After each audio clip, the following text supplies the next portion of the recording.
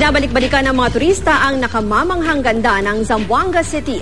Ang buhangin sa isang isla roon kulay pink. Dinarayo rin ang ilang atraksyon ng lugar tulad ng mahigit 100 taong gulang na mangrove tree, mga paniking malalapad ang pakpak at isang waterfall. May news to go si Salima Refran.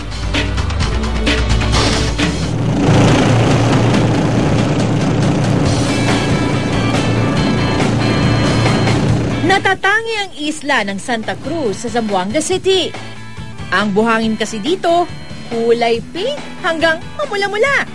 Puti raw talaga ang buhangin ng isla, pero nahahaluan ito ng mga pulang organ pipe coral na nadudurog dahil sa natural na pagguho ng lupa sa ilalim ng dagat.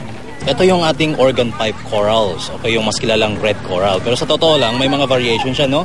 Meron yung orange, at saka may pagka-red-orange, at yung red na, ito yung pinakasikat at pinaka-common, no? Ito yung talagang nagpapaganda sa ating sand.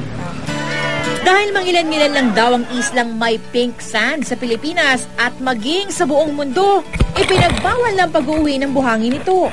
Napakaganda. Medyo may pink siya. Maganda, baby. Doon ka lang nakita. Bukod dyan, makikita rin sa isla ang 200 ektaryang mangrove sanctuary kung saan dinarayo ang bakawang ito na tinatawag na tindug-tindugan na nakatayo pa rin matapos na mahigit 100 taon. Sa katabing isla, matatagpuan ang tahanan ng mahigit 1,000 flying fox, isang uri ng paniking may pakpak na aabot sa 1 metro ang lapad. Karaniwan nakikita sa mga kuweba ang mga ito, pero sa islang ito, malaya silang nakatira sa gubat.